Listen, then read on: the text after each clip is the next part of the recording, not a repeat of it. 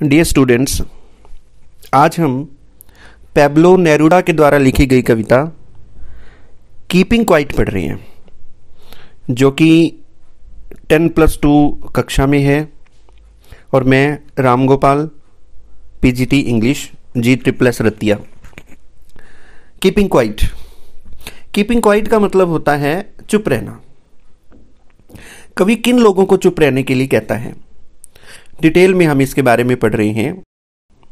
Now we will count to 12 and we will all keep still. For once on the face of the earth, let's not speak in any language. Let's stop for a second and not move our arms so much. It would be an exotic moment, without rush, without engines. We would all be together in a sudden strangeness.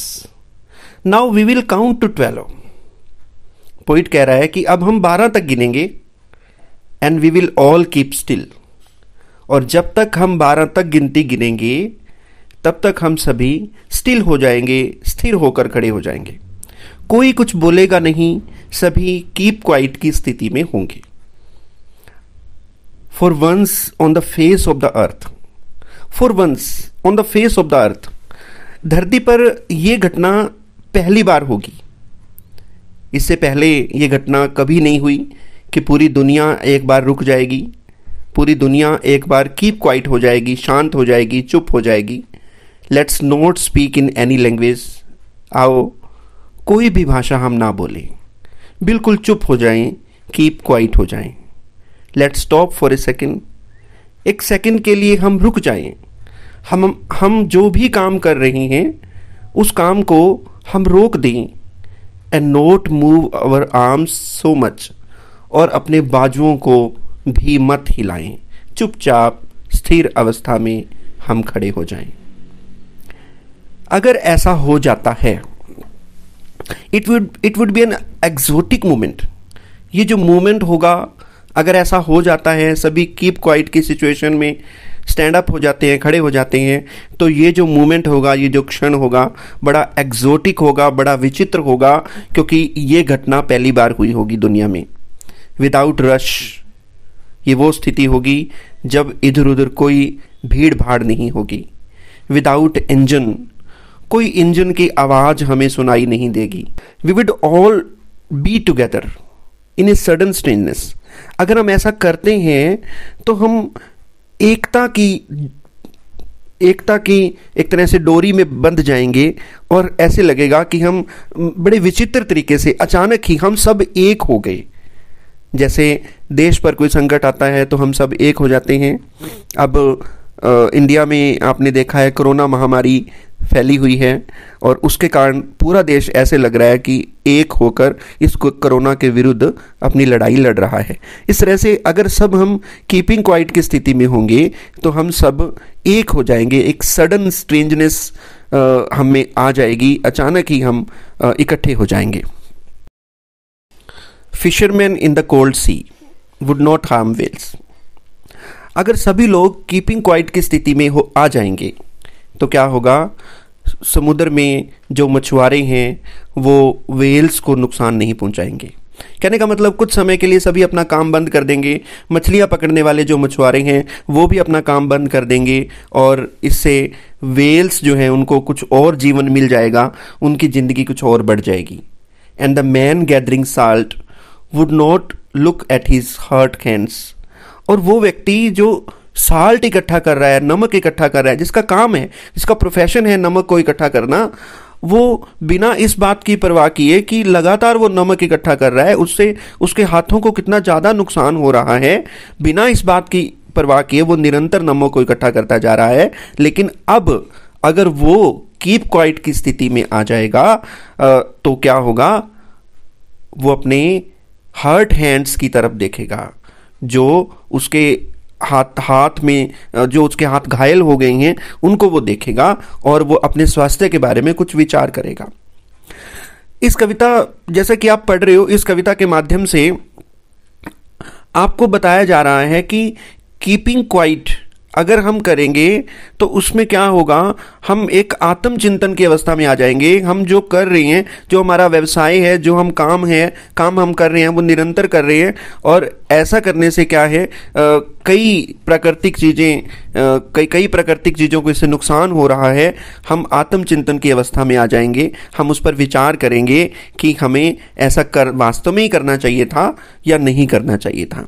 ये कविता introspection की ओर इशारा करती है। Introspection का मतलब होता है आत्मचिंतन, कुछ समय चुप रहकर सोचना, कुछ समय चुप रहकर विचार करना। Those who prepare green wars। Green wars का मतलब है कि वो युद्ध जो प्रकृति को, ग्रीनरी को, नेचर को नष्ट करने के लिए तैयार, जिन युद्धों की तैयारी हो रही है उन युद्धों की बात हो रही है। Those who prepare green wars, वो लोग जो ग्रीन वार्स की तैयारी कर रहे हैं। वार्स विद गैस, ऐसे युद्धों की तैयारी कर रहे हैं जो कि गैस से लड़ा जाएगा। वार्स विद फायर, ऐसे युद्धों की तैयारी कर रहे हैं जो कि आग से लड़ा जाएगा। विक्ट्रीज विद नो सर्वाइवर्स, लेकिन इन युद्धों का परिणाम अच्छा नहीं होगा।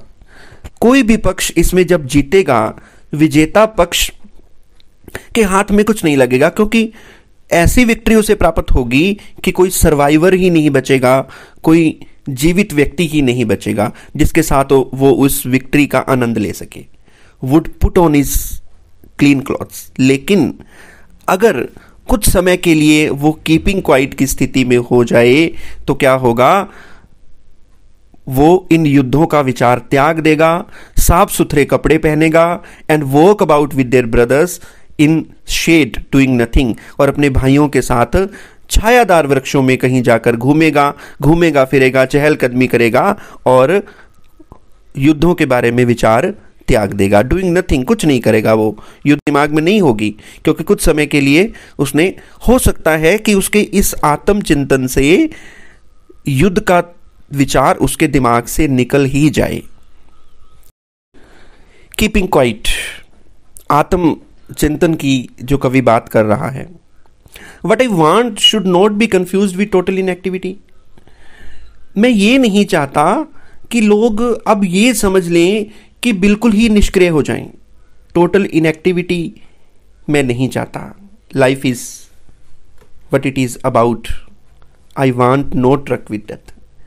मेरा मतलब जीवन से है, मेरा मतलब मृत्यु से नहीं है। मैं मृत्यु का पक्षधर नहीं हूं। मृत्यु मीन्स निष्क्रियता, इनएक्टिविटी का मैं पक्षधर नहीं हूं। मैं पक्षधर हूं जीवन का। If we were not so single minded about keeping our lives moving and for once could do nothing, perhaps a huge silence might interrupt this sadness of never understanding ourselves and of threatening ourselves with death. If we were not single minded, अगर हमने ये दृढ़ निश्चय नहीं किया है about keeping our life moving, हमने ये विचार नहीं किया, हमने इस बात का दृढ़ निश्चय नहीं किया है कि हम अपने जीवन को चलता रखेंगे, हम अपने जीवन को आगे बढ़ाएंगे, हम अपने जीवन को इनएक्टिविटी की स्थिति में नहीं ले जाएंगे। And for once could do nothing, और हम कुछ नहीं करेंगे। अगर हमने ऐसा दृढ़ निश्चय कर लिया कि हम ऐसा कुछ नहीं करेंगे तो हमारा जीवन आगे नहीं बढ़ पाएगा। Perhaps a huge silence might interrupt this sadness, और जीवन के आगे ना बढ़ने से जो उदासी हम में पैदा होगी, शायद ये चुप्पी उस उदासी को तोड़ दे, उस उदासी को इंटरप्ट कर दे, उसमें दखल दे दे। ऑफ नेवर अंडरस्टैंडिंग अवरसेल्व्स, स्थिति ये हो जाएगी कि हम अपने आप को, हम एक दूसरे को समझना बंद कर देंगे।